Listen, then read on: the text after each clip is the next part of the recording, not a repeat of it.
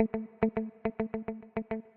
sistema de compensaciones está basado, como bien lo decías, en algo como decimos popularmente, el que peca, reza y empata. En realidad, ¿estamos disminuyendo esos niveles de emisión de gases de efecto invernadero?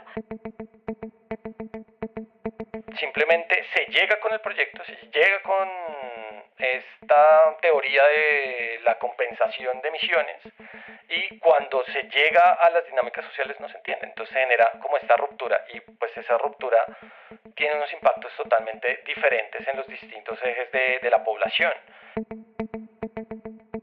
Pero pocos reparan y resaltan en lo ineludible que es que las acciones de monitoreo, reporte y verificación que desarrollan las empresas tienen al centro a las personas.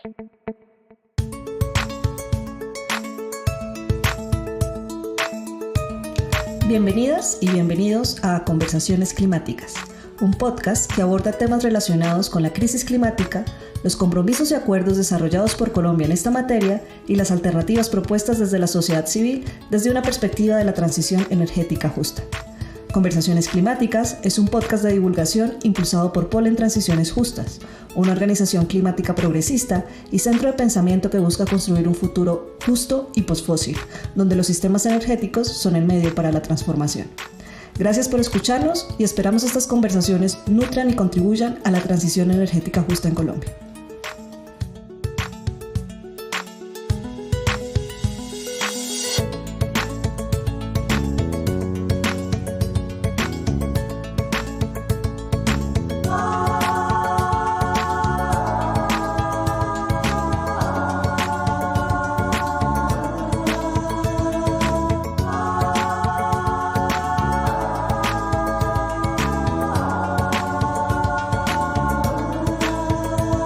Hola a todos, todas, gracias otro día más por acompañarnos en nuestro podcast Conversaciones Climáticas. En esta ocasión, hoy venimos a hablar sobre todo de la visión de derechos humanos en el sistema de monitoreo, reporte y verificación y sobre las falsas soluciones, especialmente del mercado de carbono. Entonces quería contarles también un poco, hacer una recapitulación de lo que hemos hablado aquí en este espacio. Empezamos conversando sobre los compromisos climáticos que ha adquirido nuestro país para poder atender la crisis climática.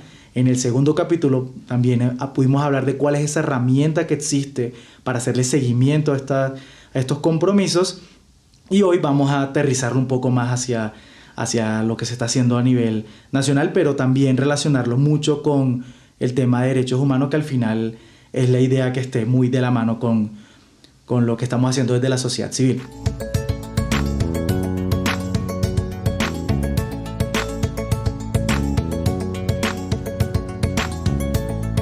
Y bueno, para esta conversación nos acompañan un par de organizaciones que también tienen un trabajo muy importante sobre todo esto que estamos conversando en este podcast.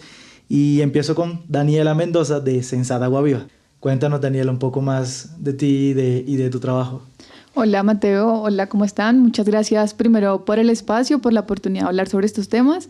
Yo soy Daniela Mendoza, soy ingeniera forestal egresada de la Universidad Distrital. En estos momentos hago parte de Sensat Agua Viva.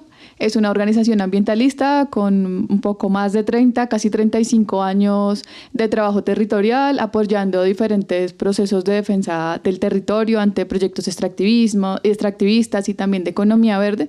Entonces un poco apostarle pues como a esa defensa del territorio que nos llama, que nos propone hacer algo. Entonces bueno, pues aquí como acompañando el espacio y tratando de aportar un poco. Genial, gracias Daniela por acompañarnos también desde Sensat.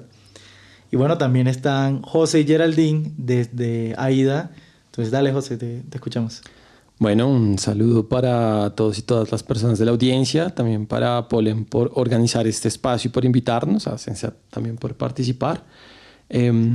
Yo soy José David Castilla, yo soy abogado de la Asociación para la Defensa del Ambiente AIDA. Esta es una organización regional que tiene presencia en varios países de América Latina y que se enfoca más que todo para poder llevar un enfoque territorial y un enfoque pensado desde la ciencia del derecho para la defensa de un derecho a un ambiente sano.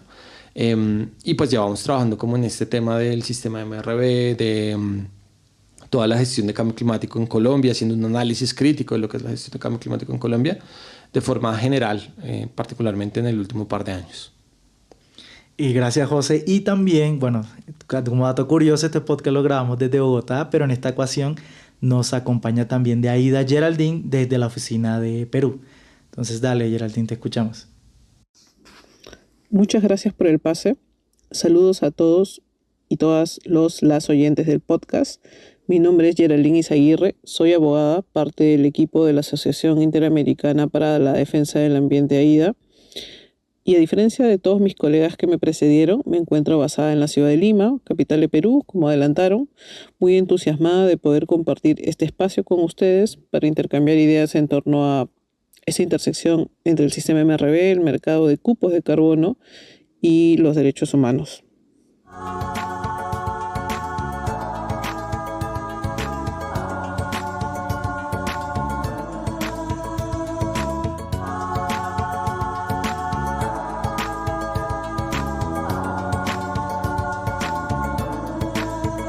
Conocemos, y ya lo hemos escuchado varias veces en este podcast, que el sistema de monitoreo, reporte y verificación es una herramienta que se utiliza para hacer seguimiento a la mitigación de gases de efecto invernadero.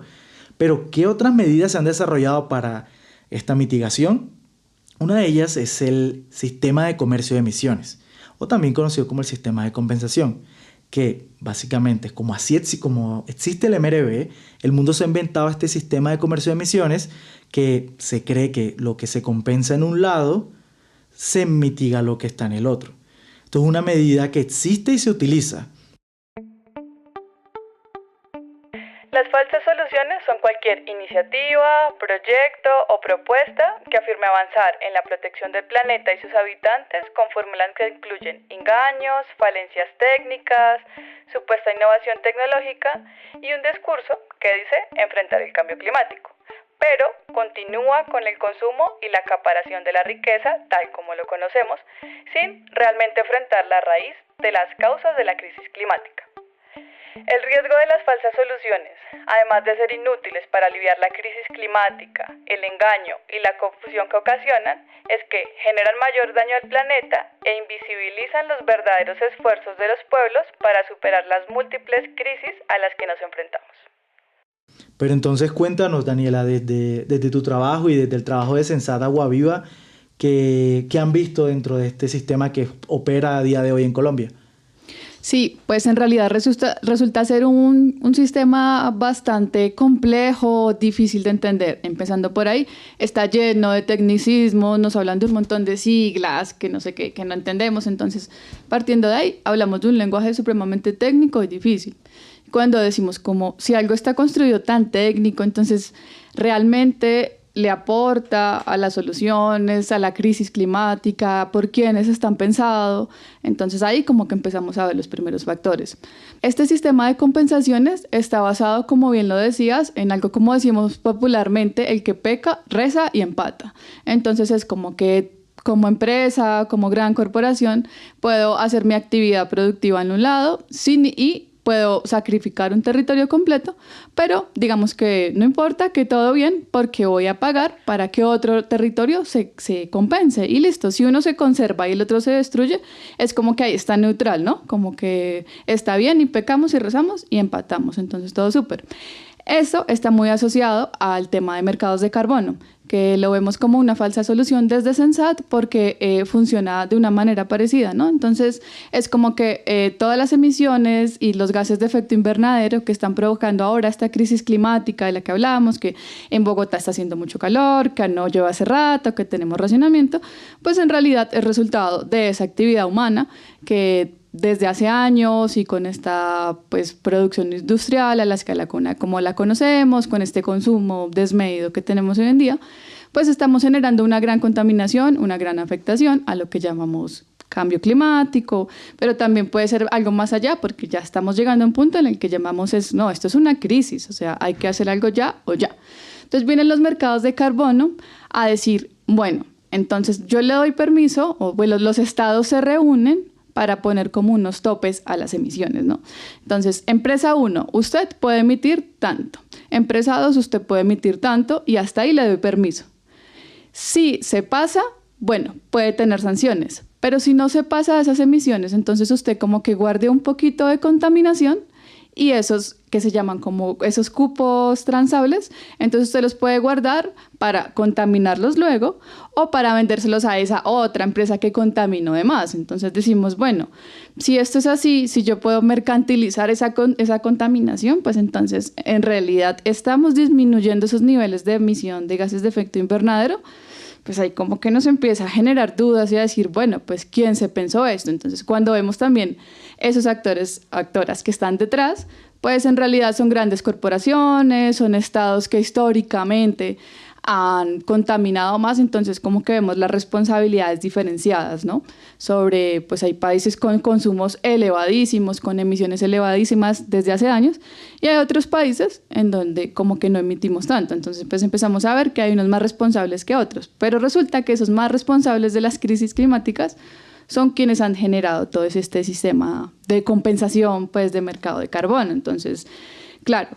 Y otro tema también importante que considero sobre todo para el tema que vamos a abordar de derechos humanos, es que estos mercados de carbono están implicando una nueva forma de colonizar los territorios, porque están llegando a las comunidades a decirle, oiga, usted comunidad, bien sea campesina, bien sea afro, bien sea indígena, usted que tiene una selva, un territorio, un ecosistema, entonces manténgalo ahí quietico, no lo use, ¿sí? no me tale un árbol. Yo le pago para que usted deje de talar, cambie sus formas de vida como lo ha hecho históricamente, y yo le pago para que usted conserve ese bosque, para que ese bosque que está ahí en pie o ese ecosistema capture esos gases de efecto invernadero que yo como empresa estoy emitiendo. Entonces yo puedo seguir emitiendo porque supuestamente ese bosque que está allá con la función ecológica de captura de carbono, pues como que va a atrapar todos esos gases de efecto invernadero que la empresa está. Entonces son como dos tipos de mercado, son sistemas complejos que no sabemos bien y nos genera duda como por quién están pensados. Sí, yo creo que ese es uno de los puntos que me comentaba Daniela sobre este tema, y es precisamente poder ver que las medidas de mitigación, o sea, y entender cómo la base de la medida de mitigación debería ser generar un menor número de emisiones, ¿no? Y esa debería ser como la meta a la que el mundo debería apuntarle. O sea, y eso es como el llamado, decimos que hay un exceso de gases de efecto invernadero en la atmósfera y ese nivel de gases de efecto invernadero ya tiene como probada una causa antrópica, que es pues la quema de combustibles fósiles en un gran porcentaje. Y entonces ahí uno se pregunta bueno, todo este mercado de cupos transables, ¿no? De transar con el cupo de emisión. Entonces, al final no estamos dejando de emitir, simplemente estamos vendiendo la capacidad de emitir hacia otras personas o de sancionar al que no emite. Entonces, bien complejo, además de los tecnicismos asociados a todo este mercado que lo hace muy, muy difícil, y que fue uno de los retos que junto a Sensat, por ejemplo, en la elaboración de la acción climática, pues nos tomó bastante, ¿no? De poder pues entender cómo esto al final de cuentas necesita muchísimos controles para que pueda funcionar.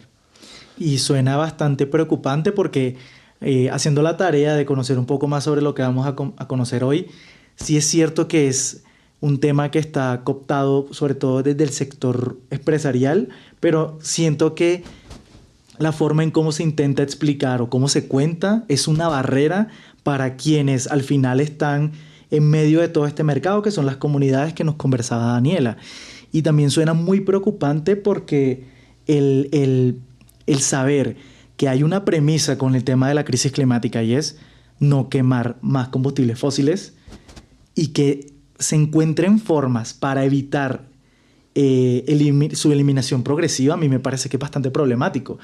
Porque sí, digamos, este carbono que ha estado guardado dentro de la tierra por millones de años, nosotros quemándolo de manera desproporcionada, unos árboles, una vegetación, un ecosistema específico en un lugar no nos va a salvar de la crisis climática. Entonces, ahora sí creo que entiendo mucho más el por qué se considera una falsa solución. Y sí, sobre todo que es una cuestión que tiene implicadas a muchas comunidades de fondo y que me parece que es bastante problemática. Pero también intentando enlazarlo como ya hay unas herramientas que existen a nivel, sobre todo países, que es el sistema de monitoreo, reporte y verificación. Entonces, si ya esto es una herramienta que también se suele utilizar, Cuéntanos, Daniela, un poco cómo hay una relación entre este tema para primero conocer cómo estamos en nuestra materia climática y sobre todo cómo mitigamos estas emisiones. Vale, y exacto, es muy importante saber cómo esto se relaciona con el MRV, porque claro, son el seguimiento de esas políticas a nivel nacional sobre cómo estamos manejando esto del cambio climático que cada vez nos preocupa más y nos pone como tan ansiosos.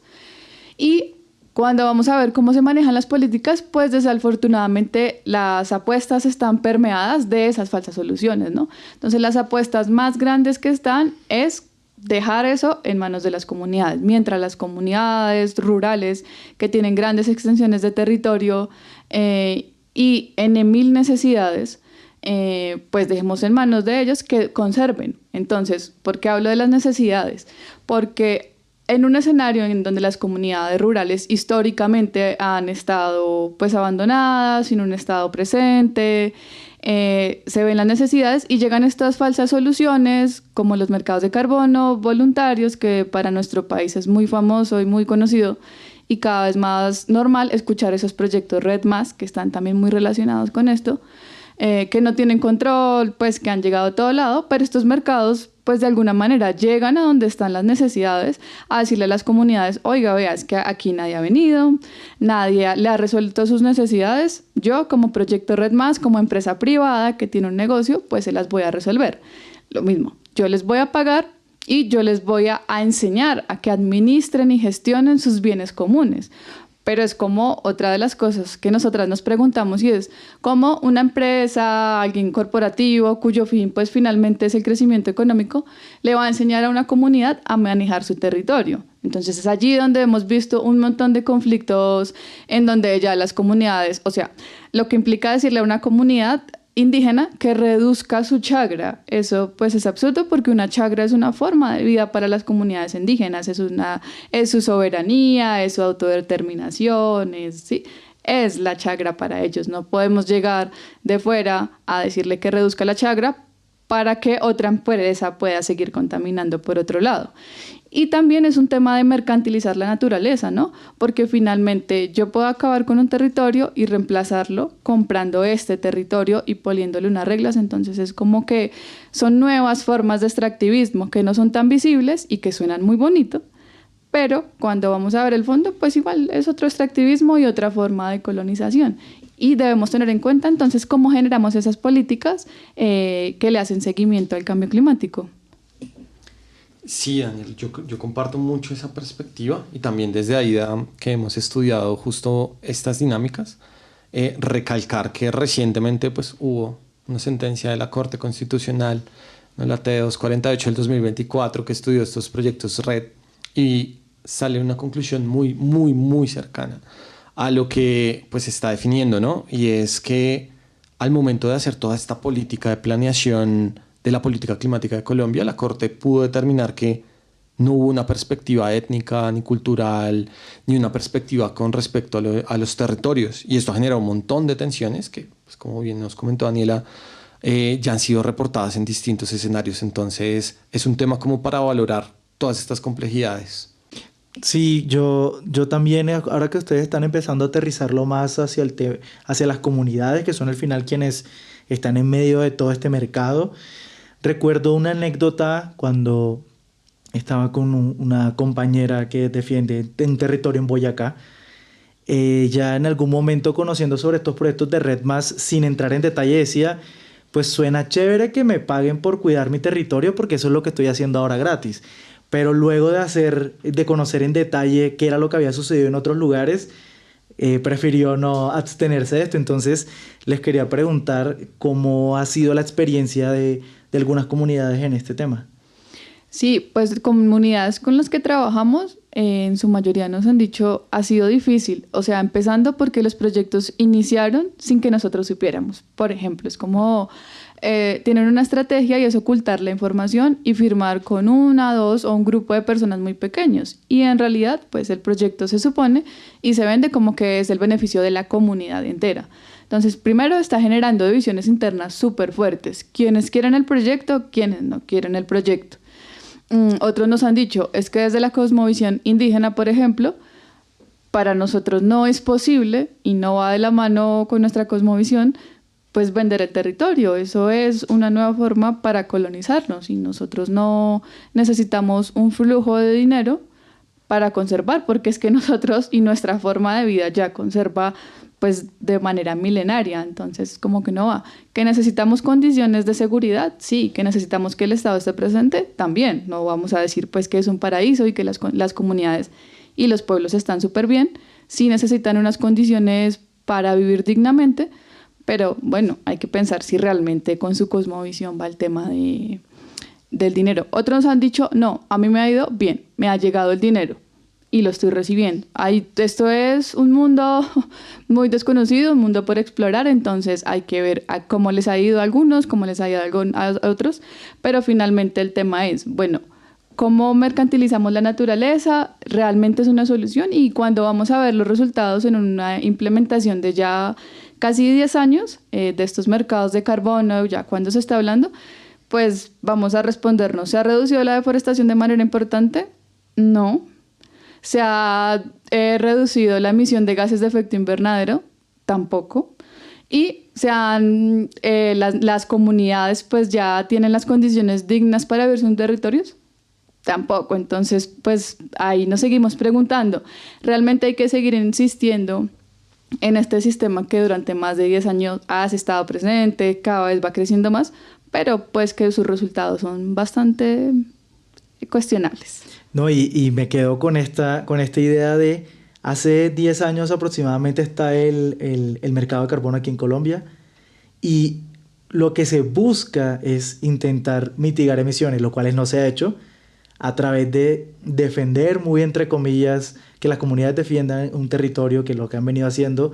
Las comunidades no se han visto mejoradas en gran medida con estos ingresos y la deforestación, que eso es algo que también se quiere evitar, no se ha reducido. Entonces, ¿qué se está haciendo? No se está haciendo prácticamente nada con eso. Básicamente como intentando que algunas empresas muy grandes, muy emisoras, continúen con su actividad. Entonces creo que me queda cada día más claro lo de la falsa solución. Frente a la pregunta que lanzas, Mateo, como de qué se está haciendo, yo creo que justo una de las complejidades aquí es que existen un exceso de reportes, exceso de indicadores, que son esos indicadores que se terminan llevando ante instancias internacionales, ante las conferencias de las partes de cambio climático, ahorita las conferencias de las partes sobre biodiversidad, pero realmente al final, cuando se va a aterrizar todo este tema en el territorio o en la realidad nacional, pues se evidencia casi que un doble discurso. Yo recuerdo mucho que al momento cuando reflexionamos sobre por qué iniciar una acción de cumplimiento de las normas climáticas en Colombia, que ya llevaban un buen tiempo, en ese momento esto era 2020 y ya las leyes llevaban más o menos 3-4 años, recuerdo tanto que había un discurso en ese momento del Estado colombiano que decía somos un Estado que está cumpliendo con sus indicadores climáticos. En ese momento era alcanzar una meta de mitigación de un 20% y al mismo tiempo tenía una política de carbón de duplicar la extracción de carbón al año 2025. Wow. O sea, un doble discurso al tiempo, ¿no? Entonces, eso lo lleva a uno a pensar realmente se está estructurando algo que desde el derecho se llama mucho como la realidad formal. El reporte, el mensaje y la política, pero en la realidad material que está ocurriendo, ¿no? La mercantilización, la presión sobre las comunidades, la presión sobre los territorios y pues una serie de conflictividades que hasta hoy en día estamos viendo gracias al trabajo, por ejemplo, de organizaciones como Sensat, también el trabajo de otras organizaciones o de las mismas comunidades, que hasta ahora tenemos la primera sentencia de bonos de carbono, que es esta de la Corte Constitucional, pero va a haber muchísimas más porque creo que el nivel de conflictividad territorial es bastante alto.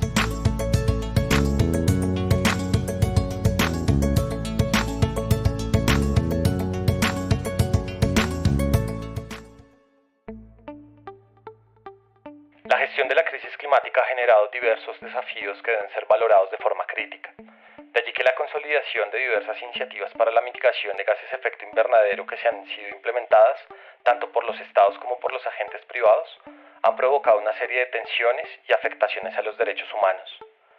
Si bien el cumplimiento de las metas nacionales de gestión del cambio climático es urgente y necesario, también es necesario valorar cómo la implementación de algunas iniciativas de mitigación y de compensación han provocado vulneraciones a los derechos humanos y ambientales. Por esto es necesario estudiarlas y preguntarse cuáles son las principales consideraciones que se deben tener en cuenta a la hora de implementar acciones o mecanismos de mitigación.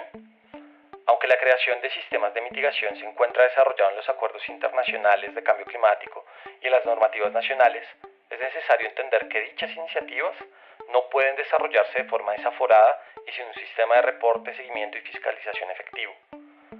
Varios de los instrumentos económicos para la gestión del cambio climático, como el Programa Nacional de Cupos Transables, los certificados de mitigación, los bonos verdes, entre otros, pueden ocasionar afectaciones tanto al derecho a un ambiente sano como a los derechos humanos, bien sea con impactos a escala nacional o local.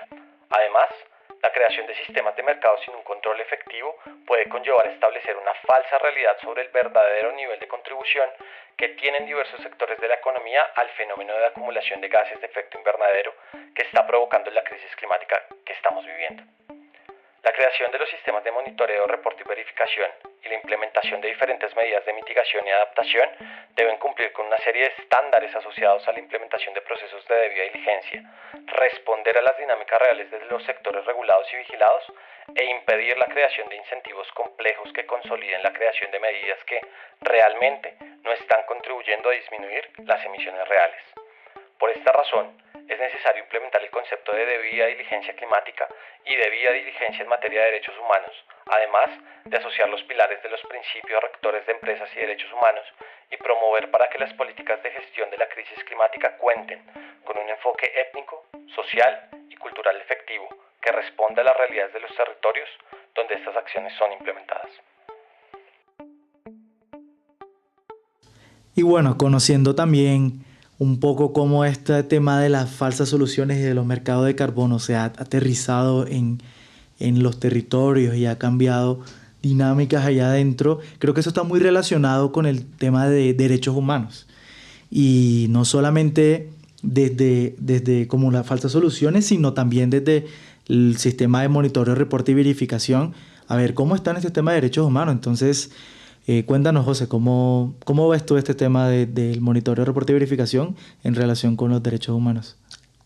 Muchas gracias ahí por la pregunta, Mateo. Justamente este tema que conversábamos ahorita de las falsas soluciones, de la implementación de todas estas medidas en los territorios y también de la implementación de poder lograr una meta efectiva de mitigación que reduzca los gases de efecto invernadero que se producen por diversos sectores de la economía o, como en el caso colombiano, por ejemplo, ser uno de los principales exportadores de carbón a nivel internacional, tienen como país tenemos una responsabilidad específica y la ejecución de una política climática que realmente responda a esta realidad es fundamental, porque les comento que la CIDH y la Redesca en el año 2021 sacaron una resolución, que es la resolución 03 del 2021, donde se establece la relación que existe entre la crisis climática por una parte y la vulneración de los derechos humanos por la otra.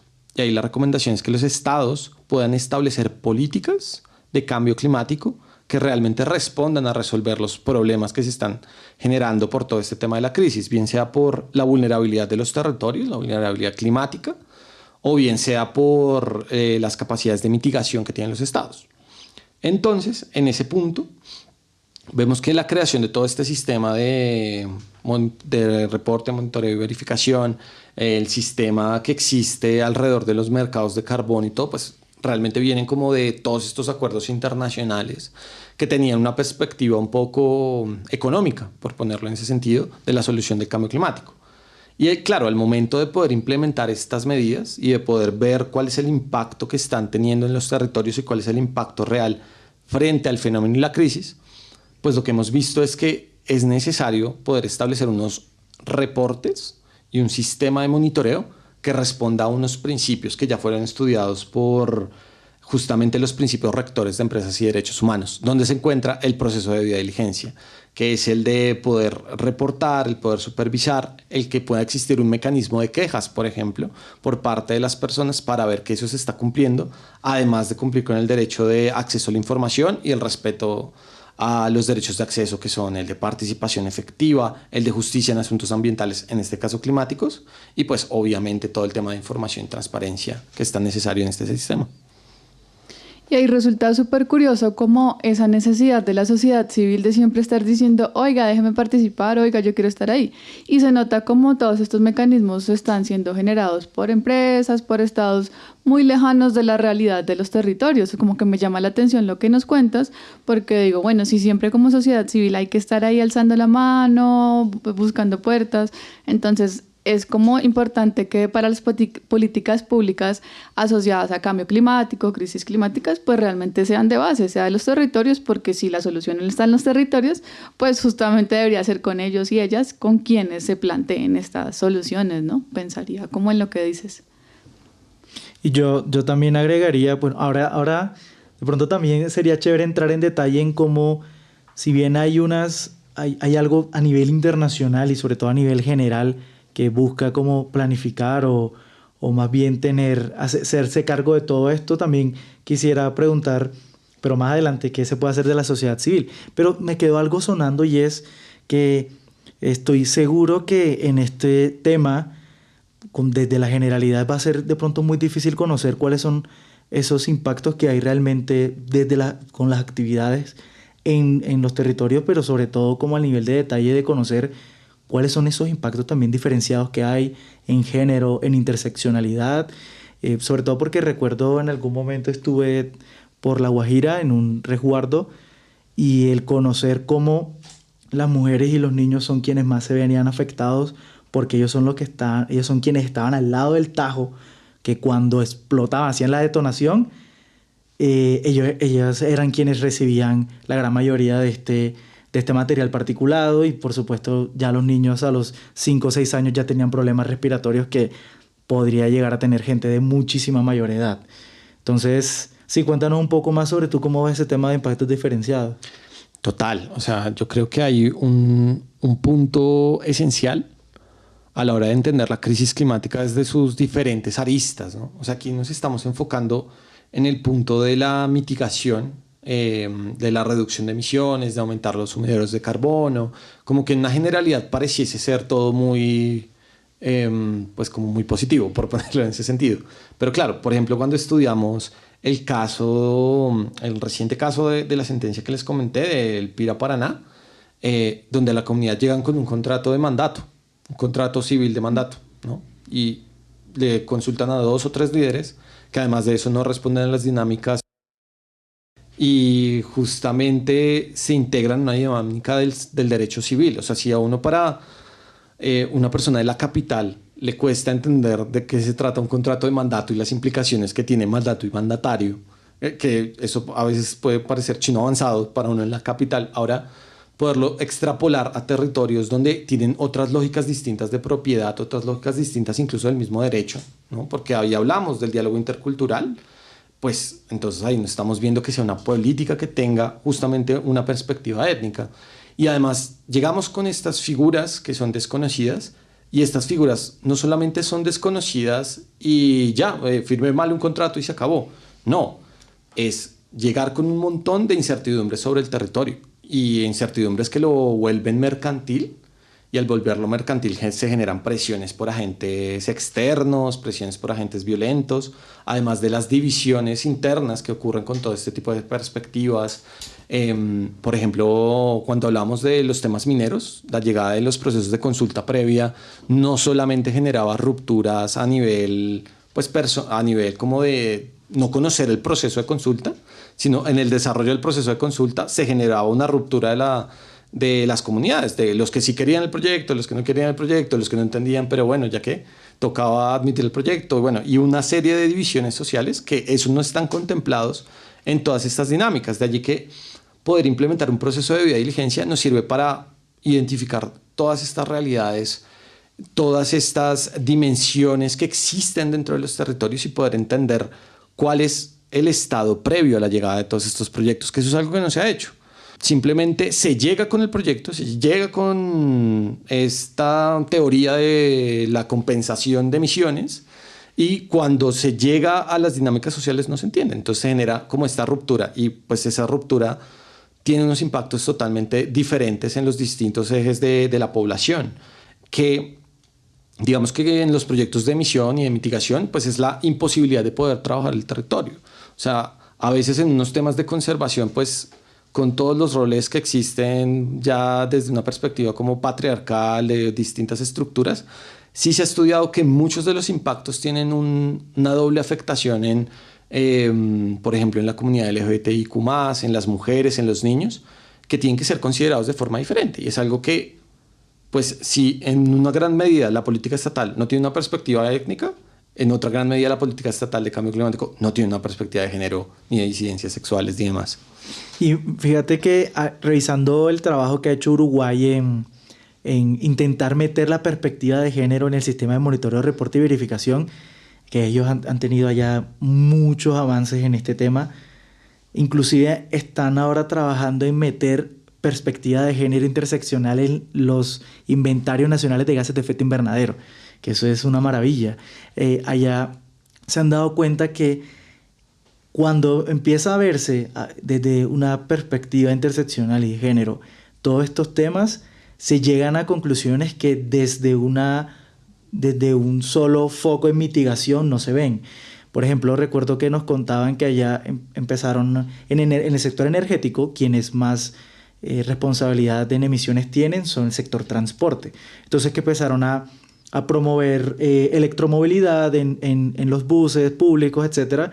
Pero cuando empezó este trabajo en género y sobre todo la sensibilidad de esta iniciativa de mitigación al género, se dieron cuenta de detalles como por ejemplo que los buses que traían eran las barandas donde uno se agarra cuando va de pie eran mucho más altas que el promedio de las mujeres de Uruguay.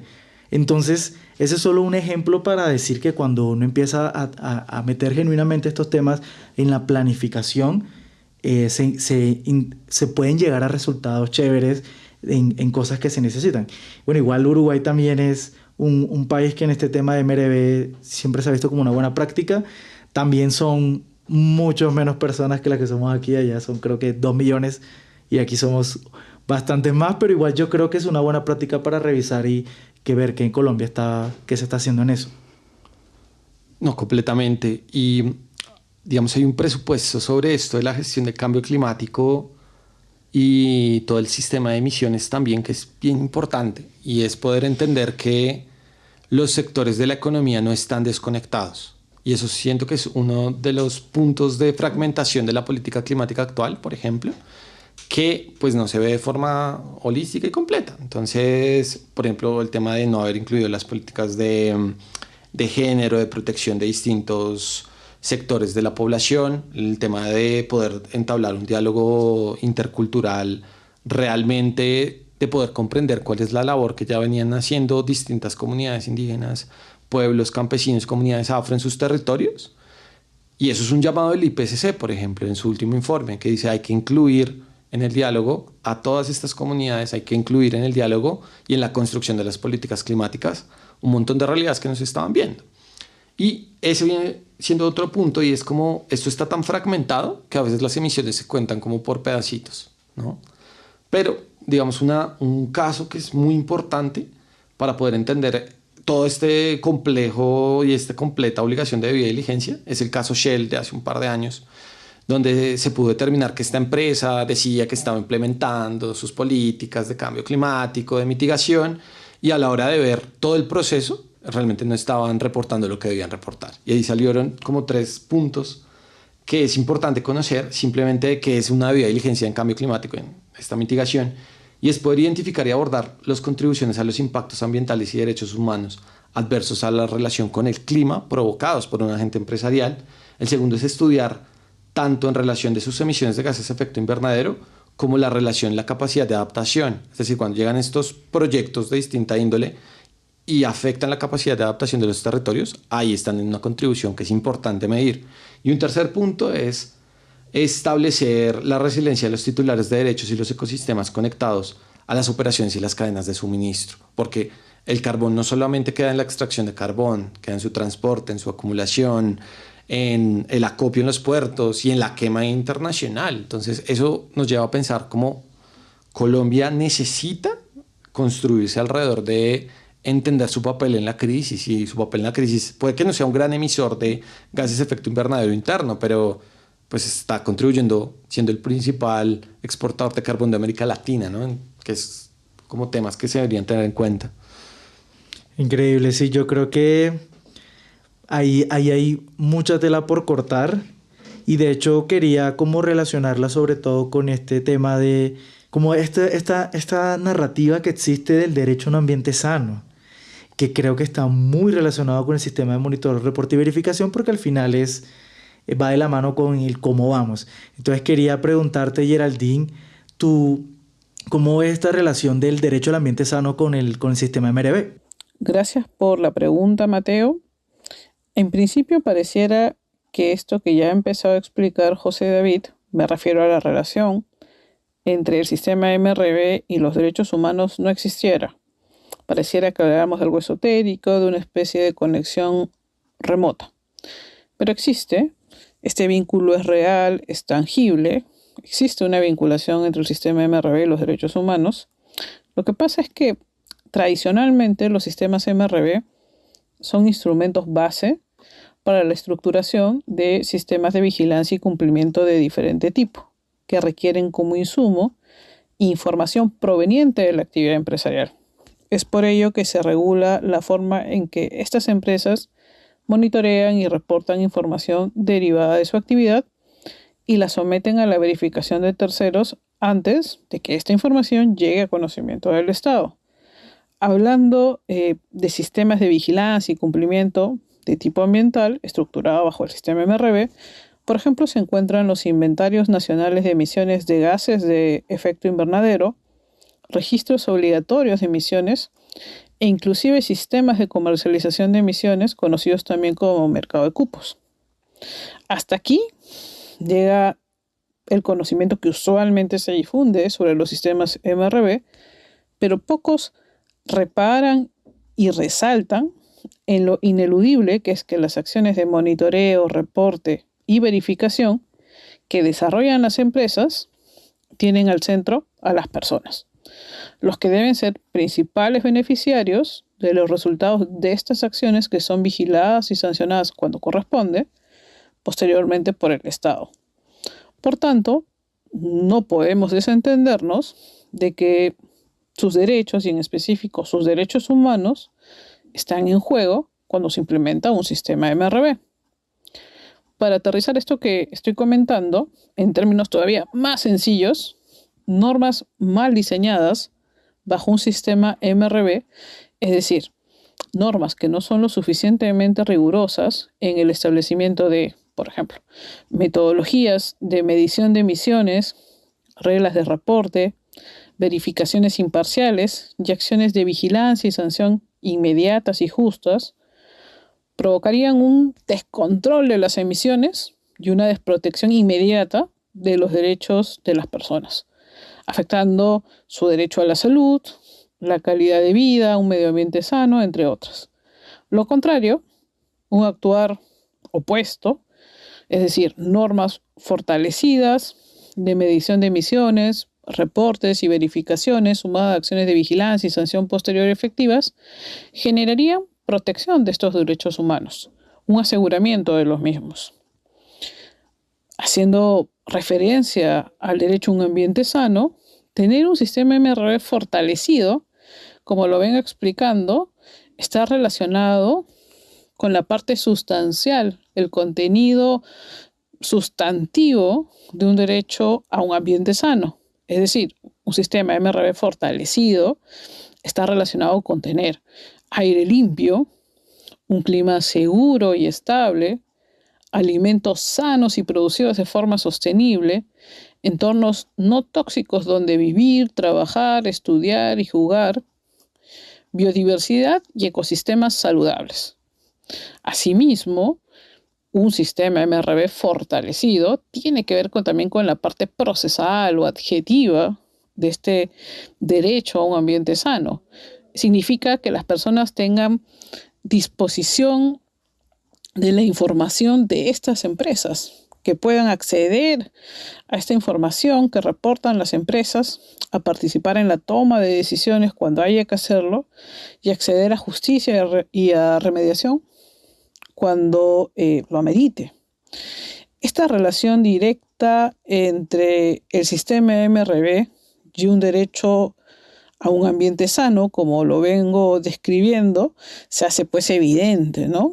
Y es sumamente relevante porque, como pueden notar, fortalecer el sistema MRV implica ir inclusive dar un pasito más allá de la protección de la persona en sí misma, sino también de aquellos bienes jurídicos que resultan importantes para la vida misma. No estamos hablando de los componentes medioambientales, bosques, ríos, mares y otros, que también se ven beneficiados cuando se extiende la protección a este derecho a un ambiente sano.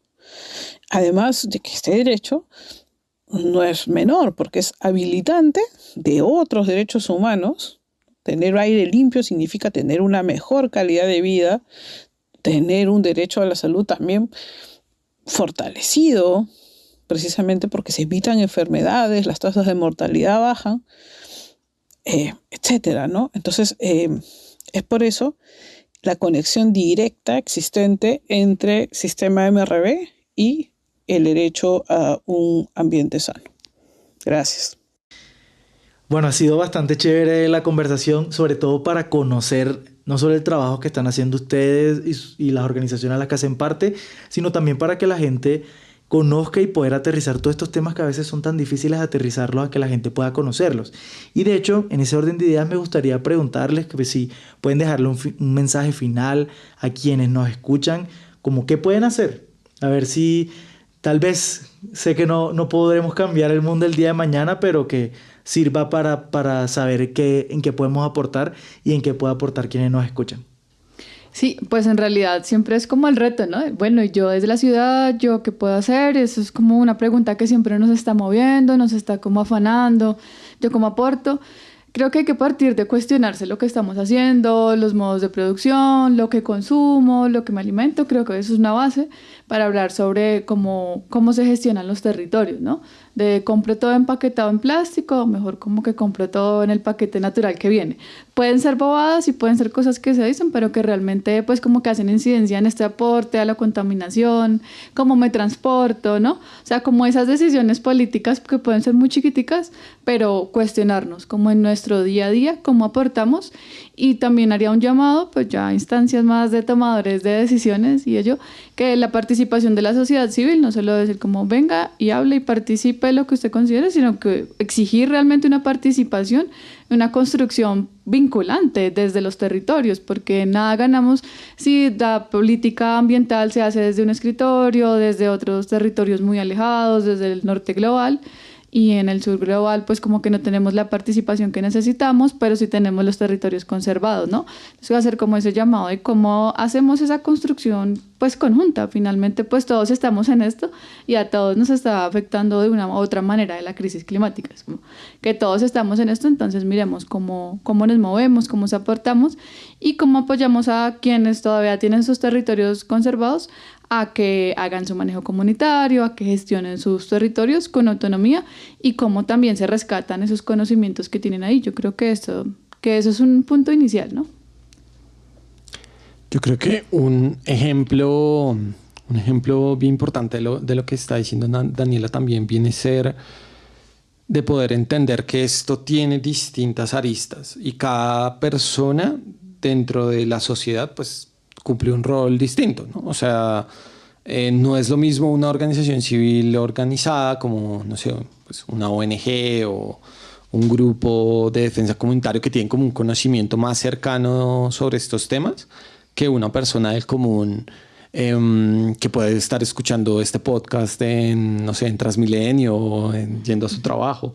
Hay como unos roles distintos, ¿no? O sea, lo primero es entender que pues todo el sistema de gestión de cambio climático, pues todos estamos ahí. O sea, básicamente todos somos realmente parte del sistema de gestión de cambio climático, pero las responsabilidades, como el sistema de gestión de cambio climático, son comunes y diferenciadas. Es decir, no es lo mismo pues una persona del común, todas las acciones que pueda hacer de mitigación propia, utilizar mejor el transporte público, los transportes menos contaminantes que otro tipo de transportes distintos o la quema de gasolina, no sé. Pues son acciones que se pueden hacer desde la cotidianidad, que son muy válidas, pero pues viene como realmente una gran problemática, y es que hay un sistema político y un sistema económico que está sustentado en la explotación y el extractivismo de combustibles fósiles y la quema, y pues todo eso está en un proceso de actualización, porque estamos realmente en un proceso de actualización. Y yo creo que desde la sociedad civil pues hay que seguir buscando desde esos distintos roles aproximarnos a hacer exigibles unos deberes que tiene el Estado y hacer exigibles unos deberes y obligaciones que tienen los actores privados sobre la implementación de todas estas políticas climáticas. Y uno de esos, un gran ejemplo, pues fue la acción climática que entre Censat, el CINEP, CAJAR, POLEM, AIDA, el Semillero de la Universidad del Magdalena y otras organizaciones y centros de pensamiento, pues iniciamos, ¿no? De ver cómo, bueno, aquí nos están diciendo por un lado que hay una política climática ambiciosa y por el otro están promoviendo el carbón, y eso cómo lo entendemos. Y es simplemente, creo que ahondar en la medida que podamos ahondar desde las organizaciones de la sociedad civil y ya a nivel territorial, yo creo que es no caer en las lógicas de la división, que es una de las perspectivas que se están intentando implementar, ¿no? De, ay, es que esta gente no quiere nada, es que esta gente no quiere implementar acciones de mitigación, se oponen a todo. No, es simplemente no caer en la lógica de la división y poder intentar entender estas políticas de la mejor forma. Yo creo que otro de los puntos es unirnos todos y todas alrededor de una meta, de poder generar justamente este diálogo vinculante de la sociedad civil, que siempre es bien complejo, y pues bueno, aquí es donde deberíamos estar como moviendo nuestros esfuerzos.